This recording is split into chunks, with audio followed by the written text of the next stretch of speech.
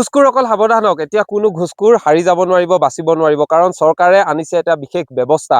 এই ব্যৱস্থাত প্ৰতিজন ঘুষখোৰে কিন্তু জেললৈ যাব লাগিব। যিসকলৰ চাকৰি দৰমহাৰ প্ৰতিও তেওঁলোকৰ বাহিৰৰ টকা খোৱাৰ যি লোভ আছে, সেইসকল কিন্তু বৰ্তমান সময়ত সাৱধান হ'বৰ হ'ল। মই বিশেষকৈ অসমৰ কথা কোৱা নাই, অসমতো কি ক'ম, আপুনি অফিচ কাৰ্যালয়, বিভিন্ন অফিচ কাৰ্যালয়ত এতিয়াও হৈ আছে আৰু বহু সময়ত দুৰ্নীতি নিবাৰক শাখাই তেওঁলোকক গ্ৰেপ্তাৰ কৰি আছে।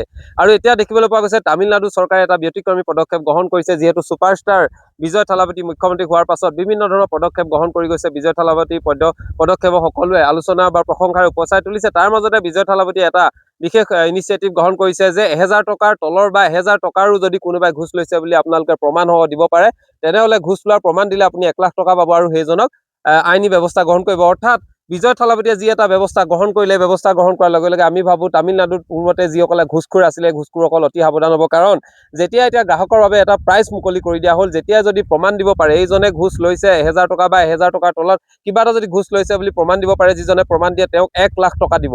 অৰ্থাৎ 1 লাখ টকা পাবৰ কাৰণে এতিয়া ঘুষখোৰসকলকতো ধৰা পেলাবই। সেয়েহে এতিয়া ঘুষখোৰসকল অত্যন্ত সাৱধান হোৱাটো উচিত আৰু এনেধৰণৰ ব্যৱস্থা কিন্তু অসমতো কৰা উচিত। মুখ্যমন্ত্ৰী ডক্টৰ হিমন্ত বিশ্ব শৰ্মা ডাঙৰীয়াই অসমতো এনেকুৱা ব্যৱস্থা আনক, যাতে যিসকল ঘুষখোৰ এই ঘুষখোৰসকলক ধৰিব পাৰিলে 1 লাখ টকা যদি প্ৰদান কৰা এটা পুৰস্কাৰ দিয়া ব্যৱস্থা কৰে, তেনেহ'লে অসমতো বহু ঘুষখোৰ আপুনি ধৰিব পাৰিব।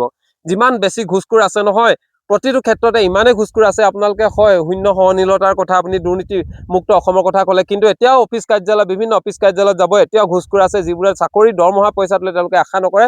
বাহিৰা যিসমূহ টকা এই আনৰ পৰা ঠগি মাগি লোৱা পইচাকেইটা ঘুষ খাই তেওঁলোকে নিজৰ ঘৰৰ সংসাৰ চলাব বিচাৰে। এইসকলক গ্ৰেপ্তাৰ কৰিবৰ কাৰণে, এইসকলক ধৰিবৰ কাৰণে কিন্তু অসম চৰকাৰেও তামিলনাডু চৰকাৰৰ দৰে এটা বিশেষ ব্যৱস্থা গ্ৰহণ কৰিব লাগে। যিসকল ঘুষখোৰ, এই ঘুষখোৰসকলক ধৰিবৰ কাৰণে পুৰস্কাৰ দিয়া ব্যৱস্থা কৰিব লাগে। যিয়ে আচলতে ঘুষ লয়, এই ঘুষটোলক যদি ঘুষখোৰজনক প্ৰমাণ ধৰিব পাৰে, তেনেহ'লে টকা 1 লাখকৈ প্ৰাইজ দিয়াৰ ব্যৱস্থা যদি অসম চৰকাৰেও কৰে বিজয় থালাপতিৰ দৰে, তেতিয়া অসমতো কিন্তু এই দুৰ্নীতি ঘুষখোৰবোৰ নাইকিয়া হৈ যাব। যিসকলে নিজৰ পেট পূজা কৰিবলৈ আহে, ঘুষখোৰ আনৰ পৰা টকা কেইটা চহী মাৰি দিম বুলি কৈ টকা লৈ কামৰ বাবদ বিভিন্ন ধৰণৰ ক্ষেত্ৰত বিভিন্ন টকা লোৱাৰ যিসমূহ লোভীয়া মানুহ আছে, এই লোভীয়া মানুহ আপোনালোকে বিচাৰিলে আমাৰ ছ'চাইটিটো ঢেৰ ওলাব।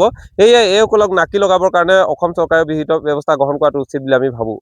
যিমানে চৰকাৰে ধৰি গৈছে, সিমানেই দুৰ্নীতি কৰা মানুহৰ সংখ্যাও বাঢ়ি গৈছে, ঘুষখোৰৰ সংখ্যাও বৃদ্ধি পাইছে।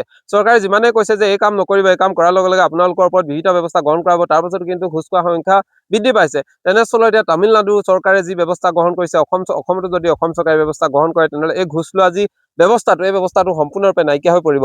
আৰু আমি এইটো হোৱাটোৱে বিচাৰোঁ, কাৰণ একেবাৰে তলৰ পৰ্যায়ৰ পৰা ওপৰ পৰ্যায়লৈকে যিটো এটা ঘুষখোৰ প্ৰক্ৰিয়া, এই প্ৰক্ৰিয়াটো কিন্তু চলি থাকে। বিভিন্ন সাধাৰণ মানুহে, বহু মানুহে ইয়াৰ অফেণ্ডেড কৰি মাত মাতে, কিন্তু বহু মানুহে মাত মাতিব নোৱাৰে। কামৰ প্ৰেছাৰত কামটো সোনকালে নহ'ব বুলি তেখেতে সেই ভয়তে কিন্তু এনেধৰণে ঘুষ দিবলৈ বাধ্য হয়। সেয়েহে এইবোৰ কাম নিৰাময় কৰিবৰ কাৰণে, এনেধৰণৰ যি সমাজৰ অপযোগ, এই অপযোগবোৰ নিৰাময় কৰিবৰ কাৰণে অসম চৰকাৰে যদি এনে এটা ব্যৱস্থা কৰে, ঘুষখোৰক ধৰিবৰ কাৰণে পুৰস্কাৰ ব্যৱস্থা কৰি দিলে হয়তো অসমতো ঘুষখোৰ নাইকিয়া হৈ যাব।